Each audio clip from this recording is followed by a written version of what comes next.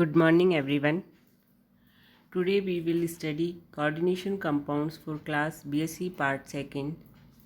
In this unit we will study in details about Warner's theory.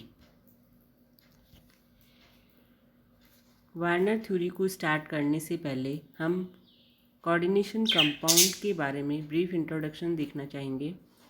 यदि हम inorganic compounds के बारे में स्टडी करते हैं तो हम देखते हैं कि इनऑर्गेनिक कंपाउंड्स को हम 3 क्लासेस में क्लासीफाई कर सकते हैं: simple salt, double salt and complex compounds. Simple salt क्या होते हैं? जब एक अम्ल और एक क्षार अभिक्रिया करते हैं तो उदासीनीकरण रिएक्शन होती है, न्यूट्रलाइजेशन रिएक्शन, और उसकी वजह से एक सिंपल सॉल्ट बनता है। जैसे कि यहाँ पर एग्जांपल सोडियम क्लोराइड है, तो हम हाइड्रोक्लोरिक एसिड की सोडियम हाइड्रोक्साइड से रिएक्शन करवाएंगे तो हमें सोडियम क्लोराइड सिंपल सॉल्ट के रूप में मिलता है। सेकंड है डबल सॉल्ट। डबल सॉल्ट वे योगात्मक यौगिक होते हैं जो ठोस अवस्था में ही स्थायी रहते हैं।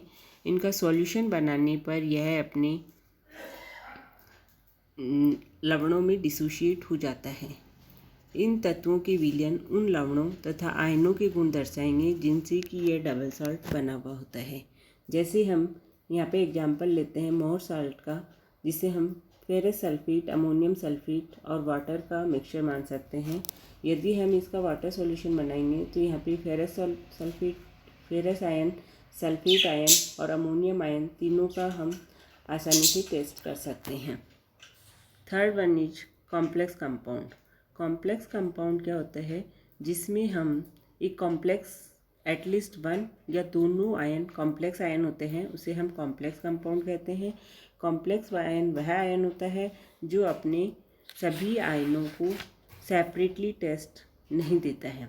जैसे यहाँ पे हम एग्जांपल लेते हैं पोटेशियम हेक्सासाइनोफेरेट। जब हम इसको वाटर सॉल्यूशन बनाएंगे तो यह पोटेशियम आयन का टेस्ट देगा, लेकिन फेरस आयन और साइनाइड आयन का टेस्ट नहीं देगा, क्योंकि हेक्सासाइनोफेरेट यहाँ पर एक कॉम्प्लेक्स आयन है जिसमें 6 साइनाइड आयन एक मेटल आयन आयरन के द्वारा कोऑर्डिनेट बॉन्ड के द्वारा जुड़कर एक कॉम्प्लेक्स आयन बनाते हैं। तो ऐसे कंपाउंड जिनमें कम से कम एक आयन कॉम्प्लेक्स आयन हो उसको हम कॉम्प्लेक्स कंपाउंड्स कहते हैं। यदि हम कॉम्प्लेक्स कंपाउंड के बारे में और पढ़ना चाहें तो कॉम्प्लेक्स की स्टडी के लिए हम यहाँ पे एग्जांपल ले सकते हैं टेट्राएमीन डाइक्लोरोकोबाल्ट कॉम्प्लेक्स की। ये स्ट्रक्चर दी हुई है। इसमें ये 2 क्लोराइड लिगेंड्स हैं, ये 4 अमोनियम लिगेंड्स हैं और ये सेंटर में मेटल आयन कोबाल्ट आयन है। तो central metal atom bonded to a group of molecules और ions is a metal complex. तो इसको हम मेटल कॉम्प्लेक्स कहते हैं। यदि यह मेटल कॉम्प्लेक्स चार्ज होता है तो इसे हम कॉम्प्लेक्स आयन के नाम से जानते हैं। और compounds containing complex ions are known as coordination compound. तो इसको हम कोऑर्डिनेशन कंपाउंड भी कहते हैं। अब हम देखते हैं कि कोऑर्डिनेशन कंपाउंड्स में मेनली क्या होता है। कोऑर्डिनेशन कंपाउंड मेनली मेटल और लिगेंड से मिलकर बना होता है। लिगेंड्स क्या होते हैं? लिगेंड्स आर यूजुअली एनायंस और पोलर मॉलिक्यूल्स। ये पोलर मॉलिक्यूल भी हो सकते हैं और एनायन के रूप में भी हो सकते हैं, लेकिन इनमें लोन पेयर ऑफ इलेक्ट्रॉन्स का होना जरूरी है। अर्थात जैसे fluoride, chloride, bromide, iodide, oxide, hydroxide, these are the anionic ligands. इनमें निगेटिव आयन है and these water molecule, ammonia molecule, oxygen etcetera, these are polar ligands with lone pair of electron.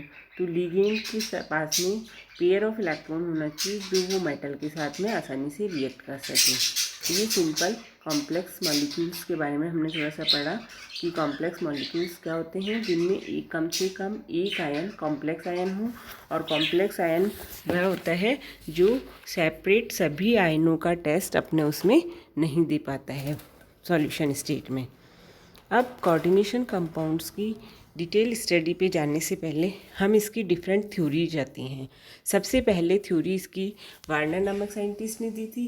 Warner नामक scientist ने 1893 में coordination compounds को first of all explain किया था और इसके लिए उन्हें 1913 में नोबेल प्राइज़ भी मिला था। अगेन यहाँ पे हम कोबाल्ट का ही आयन ले रहे हैं। सेम आयन है जो हमने पीछे देखा, इसमें टेट्राएमीन डाइक्लोरो कोबाल्ट आयन है। इस बड़े ब्रैकेट के बाहर चार्ज लगा हुआ है, इसका मतलब ये एक आयन है। यहाँ पर कोबाल्ट थर्ड ऑक्सीडेशन स्टेट में है। इसकी ऑक्सीडेशन स्टेट हम लिगेंड्स के चार्ज और टोटल एंटाइटी पे चार्ज के द्वारा कैलकुलेट कर सकते हैं। यहाँ पे कोऑर्डिनेशन नंबर ऑफ मेटल 6 है, क्योंकि ये 6 लिगेंड्स के द्वारा जुड़ा हुआ है। वार्नर ने जो अपनी थ्योरी दी थी उसमें उसने मेन कंसेप्ट दिया था कि जो कोऑर्डिनेट कंपाउंड्स होते हैं वो मेनली मेटल्स के साथ में जो आयंस होते हैं वो दो तरह की वैलेंसीज के द्वारा जुड़े हुए होते हैं। एक होती है प्राइमरी वैलेंसी, एक होती है secondary valency. Primary valency equal to the metals oxidation number and secondary valency is equals to metals coordination number. यदि हम डिटेल में इनको देखना चाहें तो metal possess 2 types of valency. Primary valency जो आयनाइजेबल है, आयनाइज हो सकती है, और सेकेंडरी वैलेंसी से जुड़े हुए जो भी आयन्स हैं वो नॉन आयनाइजेबल होते हैं। Secondary valency of metal is equal to the number of ligands attached to it, that is coordination number. सबसे पहले यदि हम देखें प्राइमरी वैलेंसी, तो किसी भी धातु की प्राइमरी वैलेंसी वह है जो वह अपने सिंपल सॉल्ट्स में दर्शाता है। मान लीजिए प्लैटिनम क्लोराइड है PtCl4, तो यहाँ पे प्लैटिनम की प्राथमिक वैलेंसी 4 है। प्राइमरी वैलेंसी को हम डॉटेड लाइन के द्वारा दिखाते हैं और कोऑर्डिनेट कंपाउंड्स का फार्मूला लिखते समय इनको प्राइमरी वैलेंसी से जुड़े हुए आयन्स को हम बड़े ब्रैकेट से बाहर लिखते हैं। तो इस चीज़ का हमें विशेष ध्यान रखना है कि प्राइमरी वैलेंसी से जुड़े हुए आयन इस बड़े ब्रैकेट से बाहर रखे जाते हैं। जैसे ये एग्जाम्पल हम देख रहे हैं हेक्साएमीन कोबाल्ट क्लोराइड। यहाँ पे क्लोराइड आयन जो है वो प्राइमरी वैलेंसी से जुड़े हुए हैं, 3 क्लोराइड आयन हैं। ये प्राइमरी वैलेंसी से जुड़े हुए आयन हमेशा निगेटिव आयन भी हो सकते हैं, निगेटिव आयन होते हैं यदि कोऑर्डिनेशन एंटाइटी पॉजिटिव हो। यदि कोऑर्डिनेशन एंटाइटी नेगेटिव हो तो प्राइमरी वैलेंसी से जुड़े हुए आयन पॉजिटिव आयन होंगे। तो इस तरह से यहाँ पे प्राइमरी वैलेंसी के रूप में क्लोराइड आयन जुड़ा हुआ है, जिन्हें हम ब्रैकेट से बाहर रखते हैं, इसे आउटर स्फीयर कहते हैं, और इसको आयनाइज किया जा सकता है और इसे हम डॉटेड लाइन के द्वारा दिखाते हैं। सेकेंडरी वैलेंसी से जुड़े हुए उदासीन अणु या ऋणायन या कभी कभी धनायन भी सेकेंडरी वैलेंसीज के द्वारा मेटल से जुड़ सकते हैं। सेकेंडरी वैलेंसी से जुड़ने वाले जो भी लिगेंड, जिनको हम लिगेंड्स कहते हैं, वो उसकी कोऑर्डिनेशन नंबर को फिक्स करते हैं और कोऑर्डिनेशन नंबर के अकॉर्डिंग उसकी ज्योमेट्री को भी फिक्स करते हैं, अर्थात तो फिक्स ओरिएंटेशन में उसके साथ में जुड़े हुए होते हैं। जैसे इस एग्जाम्पल में 6 अमोनिया मॉलिक्यूल जो है वो कोबाल्ट के साथ सेकेंडरी वैलेंसी से जुड़े हुए हैं। सेकेंडरी वैलेंसी से जुड़े हुए आयनों को हम बड़े ब्रैकेट के अंदर लिखते हैं और इनके जो नंबर ऑफ आयन्स या मॉलिक्यूल्स होते हैं जो सेकेंडरी वैलेंसी से जुड़े होते हैं, वे इस कॉम्प्लेक्स आयन की ज्योमेट्री को डिसाइड करते हैं। यहाँ पे हम देख रहे हैं कि 6 अमोनिया मॉलिक्यूल इससे जुड़े हुए हैं, दैट मीन्स ये कॉम्प्लेक्स आयन ऑक्टाहेड्रल आयन है। इसको हम स्ट्रॉन्ग लाइन के द्वारा रिप्रेजेंट करते हैं, मतलब जो कोबाल्ट से स्ट्रॉन्ग लाइन के द्वारा जुड़े हुए हैं वो सेकेंडरी वैलेंसी के आयन्स हैं और जो डॉटेड लाइन के द्वारा जुड़े हुए हैं वो प्राइमरी वैलेंसी के आयन हैं। वार्नर थ्योरी को और अच्छे से एक्सप्लेन करने के लिए हम यहाँ पे कोबाल्ट का अमोनिया और क्लोराइड के साथ बने हुए कॉम्प्लेक्स, जिसमें different number of ammonia and chloride हैं, उसकी डिफरेंट कॉम्प्लेक्स के साथ में हम इसकी स्टडी कर सकते हैं। जैसे हम पहला एग्जाम्पल लें, मान लीजिए CuCl3 6NH3 कंपाउंड है, ये कॉम्प्लेक्स मॉलिक्यूल है। यहाँ पे नंबर ऑफ क्लोरीन हम देख रहे हैं 3 हैं और प्रेसिपिटेटेड भी 3 होते हैं। टोटल नंबर ऑफ आयन 4 होते हैं, अर्थात 3 क्लोरीन आयन जो प्राइमरी वैलेंसी से जुड़े हुए हैं ये आयनाइज हो जाएंगे और एक कोऑर्डिनेट आयन बनेगा जो CuNH3 6 पॉजिटिव आयन बनेगा। तो ये एक कॉम्प्लेक्स आयन और 3 सिंपल आयन, टोटल 4 आयन यहाँ पर बनते हैं। अर्थात प्राइमरी वैलेंसी से जुड़े हुए क्लोराइड आयन डॉटेड लाइन के द्वारा दिखा रहे हैं हम यहाँ पे, और सेकेंडरी वैलेंसी से जुड़ा हुआ अमोनिया आयन हम यहाँ पर सॉलिड लाइन के द्वारा दिखाई दे रहे हैं।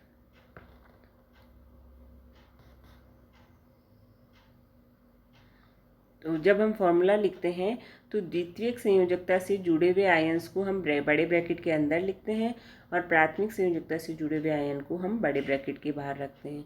ये जो हम कोबाल्ट, अमोनिया और क्लोराइड से बने हुए कॉम्प्लेक्स मॉलिक्यूल के डिफरेंट एग्जांपल्स लेते हैं, वहाँ पे हम क्या देखेंगे कि some chloride ion must do double duty, भी डबल ड्यूटी करते हैं and help satisfy the both of primary valency and secondary valency, जो कि प्राइमरी और सेकेंडरी दोनों वैलेंसी को बैलेंस करते हैं। जैसे ये हमने जैसे हमने ये एग्जाम्पल लिया, इसमें हम क्या देखते हैं, इसका मॉलिक्यूलर फॉर्मूला है COCl3 4NH3, अर्थात यहाँ पे 3 Cl3 है और 4 NH3 हैं। हम देखते हैं कि कोबाल्ट जो है वो ऑक्टाहेड्रल कॉम्प्लेक्स बना रहा है, अर्थात उससे 6 लिगेंड जुड़े हुए होने चाहिए। तो जो 4 अमोनिया मॉलिक्यूल हैं तो 2 क्लोराइड आयन जो हैं वो इसके साथ में प्राइमरी वैलेंसी से भी जुड़ेंगे और सेकेंडरी वैलेंसी से भी जुड़ेंगे। क्योंकि ये सेकेंडरी वैलेंसी से जुड़े हुए क्लोराइड हैं तो ये आयनाइज नहीं होंगे, तो नंबर ऑफ आयन्स यहाँ पे क्या होगा, एक क्लोराइड आयन होगा और एक कॉम्प्लेक्स आयन होगा, तो नंबर ऑफ आयन्स यहाँ पर हो जाएंगे 2। और जो ये हम क्लोराइड को दोनों लाइन के द्वारा दिखा रहे हैं, डॉटेड लाइन और स्ट्रॉन्ग लाइन, सॉलिड लाइन, ये वाला क्लोराइड ड्वेल नेचर का होता है, अर्थात ये प्राइमरी और सेकेंडरी दोनों वैलेंसी को बैलेंस कर सकता है on the basis of number of ligands. क्योंकि यहाँ पे 4 ही अमोनिया लिगेंड है, कोबाल्ट के ऑक्टाहेड्रल कॉम्प्लेक्स होता है, तो 6 क्लोराइड जो 2 क्लोराइड जो है यहाँ पे वो प्राइमरी वैलेंसी से जुड़ जाएंगे और एक क्लोराइड प्राइमरी वैलेंसी से जुड़ जाएगा और ये 2 क्लोराइड इसके साथ सेकेंडरी वैलेंसी से जुड़ जाएंगे। इसी तरह से यदि हम देखते हैं COCl3 3NH3, तो इसमें हम क्या देख रहे हैं कि हमें 6 लिगेंड्स चाहिए, तो 3 अमोनिया मॉलिक्यूल हैं और 3 क्लोराइड आयन है, तो तीनों क्लोराइड आयन यहाँ पे प्राइमरी और सेकेंडरी वैलेंसी दोनों से जुड़े हुए होते हैं, इसलिए हम इसको सॉलिड और डॉटेड लाइन के द्वारा लिख रहे हैं। लेकिन क्योंकि जो सेकेंडरी वैलेंसी से जुड़े हुए होते हैं क्लोराइड वो आयनाइज नहीं हो सकते, तो इसलिए यहाँ पे कोई आयन नहीं होगा। टोटल ये एक न्यूट्रल मॉलिक्यूल बन गया। कोबाल्ट की +3 ऑक्सीडेशन स्टेट है और 3 क्लोराइड की -1 मतलब -3, और कुल मिला के एक न्यूट्रल मॉलिक्यूल बन जाता है। इस तरह से हम कोबाल्ट की क्लोराइड और अमोनिया के साथ डिफरेंट कॉम्बिनेशन से बने हुए कॉम्प्लेक्स कंपाउंड्स के द्वारा वार्नर थ्योरी को अच्छे से एक्सप्लेन कर सकते हैं। अब हमारे पास आता है experimental verification for Warners coordination theory. Warner की कोऑर्डिनेशन थ्योरी को हम एक्सपेरिमेंटली कैसे प्रूव कर सकते हैं, ये देखते हैं। फर्स्ट प्रूव है electrical conductance measurement. Electrical conductance measurement का मतलब है कि जो भी कॉम्प्लेक्स आयन है उससे कितने आयन बन रहे हैं, जितने नंबर ऑफ आयन ज़्यादा होंगे उतनी ही उसकी कंडक्टेंस ज़्यादा होगी। तो conductivity of COCl3 6NH3 were measured when compounds were dissolved in water. ये एक हमने कॉम्प्लेक्स लिया है COCl3 6NH3। इसकी यदि हम डिफरेंट इसके फॉर्मूले से बनाते हैं और उनकी कंडक्टिविटी मेजर करते हैं। As the number of particles that is ions or charges on the coordination sphere increases, molar conductance of the compound increases. For example हम देखते हैं फर्स्ट कंपाउंड में हम क्या देख रहे हैं कि सेकेंडरी वैलेंसी से 6 अमोनिया लिगेंड जुड़े हुए हैं, प्राइमरी वैलेंसी से 3 क्लोराइड हैं। प्राइमरी वैलेंसी से जुड़ा हुआ जो आयन है वो आयनाइजेबल है, तो 3 क्लोराइड आयन और एक पॉजिटिव आयन यहाँ पे निकलता है। तो नंबर ऑफ पार्टिकल्स यहाँ पे निकलते हैं 4, चार्जेज होते हैं -3। इसी तरह से इसमें सेकंड में हम देखते हैं, हमने यहाँ पे क्या देखा, अमोनिया मॉलिक्यूल्स 5 हैं, तो एक क्लोराइड सेकेंडरी वैलेंसी के द्वारा जुड़ जाएगा और प्राइमरी वैलेंसी से जुड़े हुए क्लोराइड की संख्या हो गई 2, तो number of charge chloride ion यहाँ पे कितने निकले, 2। इसी तरह से यहाँ पे हम देखते हैं कि अमोनिया मॉलिक्यूल को हमने और रिड्यूस कर दिया, 4 अमोनिया मॉलिक्यूल है, तो 2 क्लोराइड अगेन इसमें सेकेंडरी वैलेंसी से जुड़ गया, तो प्राइमरी वैलेंसी से जुड़ा हुआ क्लोराइड हो गया 1, तो नंबर ऑफ निगेटिव चार्ज यहाँ पे भी हो गया 1। और लास्ट कंपाउंड में हम देख सकते हैं कि यहाँ पे अमोनिया मॉलिक्यूल हमने 3 ही लिए हैं, तो तीनों क्लोराइड सेकेंडरी वैलेंसी के द्वारा ही जुड़ जाएंगे। तो यहाँ पे नंबर ऑफ क्लोराइड आयन 0 होगा। तो नंबर ऑफ क्लोराइड आयंस की संख्या डिक्रीज हो रही है, मतलब नंबर ऑफ आयंस डिक्रीज हो रहे हैं, तो उसकी इलेक्ट्रिकल कंडक्टेंस भी डिक्रीज होगी। ये हम इक्वेशन से भी देख सकते हैं। यदि इसको हम फर्स्ट कंपाउंड जो हेक्सामीन कोबाल्ट क्लोराइड को डिसोशिएट करते हैं, तो एक पॉजिटिव आयन और 3 निगेटिव आयन, टोटल 4 आयन मिलते हैं। क्लोराइड आयन की संख्या यहाँ पर 3 है। यदि हम पेंटामीन क्लोरो कोबाल्ट क्लोराइड को डिसोशिएट करते हैं तो हमें 2 क्लोराइड आयन यहाँ पर मिलते हैं। इसी तरह से यदि हम टेट्रामीन डाइक्लोरो कोबाल्ट क्लोराइड को डिसोशिएट करते हैं तो प्राइमरी वैलेंसी से एक ही क्लोराइड जुड़ा हुआ है, तो एक क्लोराइड आयन मिलता है। और यदि हम ट्राईएमीन ट्राइक्लोरो कोबाल्ट को डिसोशिएट करेंगे तो इसमें कोई भी आयन फॉर्मेशन नहीं होगा, क्योंकि तीनों ही क्लोराइड यहाँ पर सेकेंडरी वैलेंसी से जुड़े हुए हैं। तो number of chloride ion decrease हो रहे हैं। फर्स्ट में 3, सेकंड में 2, थर्ड में 1 एंड फोर्थ में 0। तो जैसे जैसे नंबर ऑफ आयंस डिक्रीज हो रहे हैं तो उसी तरह से हम कह सकते हैं molar conductance decreases from left to right. ये left to right molar conductance इसकी डिक्रीज हो रही है, जो कि वार्नर थ्योरी को प्रूव करती है। कि वार्नर थ्योरी ने यही बताया था कि कुछ आयंस उसके साथ प्राइमरी वैलेंसी से जुड़े होते हैं, कुछ सेकेंडरी से जुड़े हुए होते हैं। तो इस चीज़ को इलेक्ट्रिकल कंडक्टेंस के द्वारा हम प्रूव कर सकते हैं। दूसरा इसका एविडेंस है प्रेसिपिटेशन रिएक्शन। यदि हम कोबाल्ट के इन कॉम्प्लेक्स कंपाउंड्स को सिल्वर नाइट्रेट सॉल्यूशन मिलाते हैं तो हमें सिल्वर क्लोराइड का अवक्षेप मिलता है। तो कितनी अमाउंट में सिल्वर क्लोराइड का प्रेसिपिटेट मिल रहा है उसके आधार पे हम इसको वार्नर थ्योरी को एक्सप्लेन कर सकते हैं। तो हम कह सकते हैं the number of ions furnished bye A coordination compound can also be determined by precipitation reaction. Precipitation reaction के द्वारा भी हम नंबर ऑफ आयंस को डिटरमाइन कर सकते हैं। यहाँ पे हम डिफरेंट कोबाल्ट कॉम्प्लेक्सेस लेते हैं जिसमें अमोनिया मॉलिक्यूल्स की संख्या हमने कम करते जा रहे हैं, और जब उसको treated with excess of silver nitrate solution तो number of chloride ions are precipitated as silver chloride is 3, 2, 1 respectively.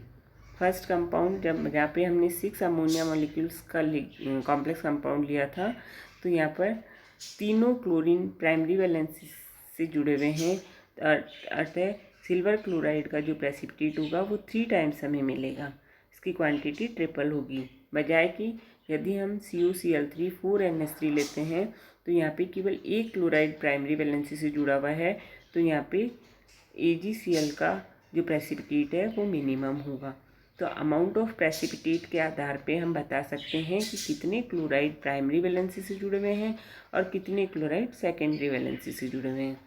तो the structure provided by precipitation reaction are similar to those given by Werner and complex gives no precipitation with the solution. This indicates that all the 3 chlorides ion are present in the coordination sphere in this compound.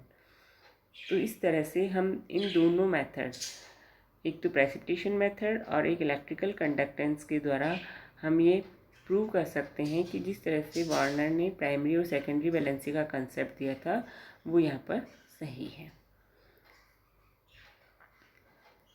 अब Warner theory को पढ़ने के पश्चात में हमने देखा कि इस थ्योरी से जब हम कॉम्प्लेक्स कंपाउंड्स को हमने स्टडी तो किया, लेकिन फिर उसमें बहुत सारी कमियां पाई गई। जैसे इस थ्योरी के आधार पे हम कॉम्प्लेक्स कंपाउंड की magnetic property, colour, optical properties, इन सब के बारे में एक्सप्लेनेशन नहीं कर पाते हैं। This theory fail to explain reason why all elements don't form coordinate compound.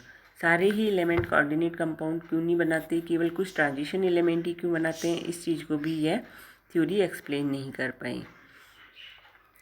यह directional properties of bonds in coordination compounds को भी नहीं एक्सप्लेन कर पाती है। This theory does not explain stability of the complex. Stability of complex के बारे में भी यह थ्योरी साइलेंट है, उसके बारे में इसके पास कोई एक्सप्लेनेशन नहीं है।